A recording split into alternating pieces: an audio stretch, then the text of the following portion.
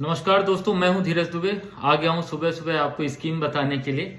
कई लोग मुझे बोलते हैं जब देखो तुम स्कीम ही बताते रहते हो, नाम बदल के स्कीम वाला रख लो। तो मैंने कहा नहीं भैया, ये वाला वालों का अच्छा चल रहा है, मैं तो नया नया हूँ। स्कीम वाला एक्चुअली ऑब्जेक्टिव बड़ा, इंटेंशन बड़ा क्लियर है कि आपके पास जितनी भी गवर्नमेंट स्पॉन्सर्ड स्कीम है, जहां सरकार सही योजनाएं आप तक लेकर आना चाहती है, किसानों को फायदा पहुंचाना चाहती है, उद्यमियों को फायदा पहुंचाना चाहती है, वो डिटेल आपके पास तक पहुंच पाए, आप इसका लाभ उठा पाओ, तब तो मेरे यहाँ बताने या इन सारी चीजों को करने का कोई मतलब है। मुझे पता नहीं कि आप लोगों ने कितना इस स्कीम या जितनी भी मैंने आज तक वीडियो डाले या आपको कहाँ तक फायदा पहुंचा, पर मैं उम्मीद करता हूं कि आप एक्चुअली इसका फायदा उठा पाओगे। दोस्तों, मैंने कल आपको बताया था कैसे प्रोटेक्टेड कल्टीवेशन जैसे poly house, shade house, net house बनाने के लिए 50% सब्सिडी दी जाती है और उस पर काम किया जा सकता है अगर कोई किस पे काम करना चाहता है, फ्लावर या हाई एंड वेजिटेबल पे काम करना चाहता है। आज उसी से रिलेटेड एक स्कीम है। मैंने कल प्रोटेक्टेड की बात करी थी, आज मैं बात करने वाला हूँ ओपन कल्टीवेशन, मतलब खुले में खेती करने के लिए अगर कोई फलों का बगीचा बनाना चाहता हो। बड़ा सिंपल सा काम है, कोई बहुत ज्यादा टेक्निकल नहीं है।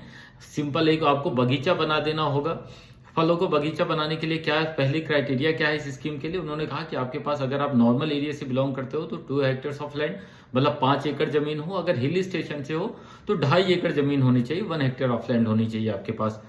अब बनाने के लिए क्या क्या कॉस्ट इंक्लूड होगी, सब कुछ जितना अपन सोच सकते हैं। बाउंड्री वॉल्स हो गया, बाउंड्री बनाने के लिए, बार्ब वायर के लिए हो गया, लेवलिंग ऑफ लैंड हो गया, pitting, digging, irrigation drip system, अगर आपके पास पानी की व्यवस्था नहीं तो पानी के लिए बोरवेल, उसके अलावा लेबर रूम हो गया, स्टोर पैकेज रूम हो गया, पैकिंग रूम हो गया, उसके अलावा गेट, जो भी जितना भी एक अच्छा बगीचा बनाने के लिए जितनी भी कॉस्ट है ना, सबको इंक्लूड किया गया इसमें। In fact vermi compost unit, tractor के अगर छोटे ट्रैक्टर आपकी जरूरत पड़ती है तो छोटे ट्रैक्टर लिया जा सकता है। तो ये सारा का सारा इस प्रोजेक्ट का पार्ट होता है। हालांकि प्रोजेक्ट में एक सीलिंग होती है कि भाई आप इससे ज्यादा नहीं ले सकते हो, पर वो इतनी सफिशिएंट है। मैंने एक्चुअली करके देखा है, मैंने कई सारी रिपोर्ट्स बनाई है। बहुत मतलब इतना गवर्नमेंट जब स्कीम बनाती है ना, तो मुझे लगता है वो हर चीजों का ध्यान रखती है। वो जब हम हमारी बारी आती है ना इम्प्लीमेंट करने की, तो हम कहीं ना कहीं थोड़ा ऊपर नीचे कर देते हैं, पर सरकार की इंटेंशन में कोई कमी नहीं रहती। तो पूरा का पूरा कॉस्ट जो भी सोचा जा सकता है ना, सब उस इसका पार्ट है। अब इसमें कितनी सब्सिडी दी जाती है, प्रोजेक्ट कॉस्ट की 40% सब्सिडी दी जाती है। जो भी आप प्रोजेक्ट अपना बनाते हो उसको 40% सब्सिडी किसके through, national horticulture board NHB के थ्रू मिलती है।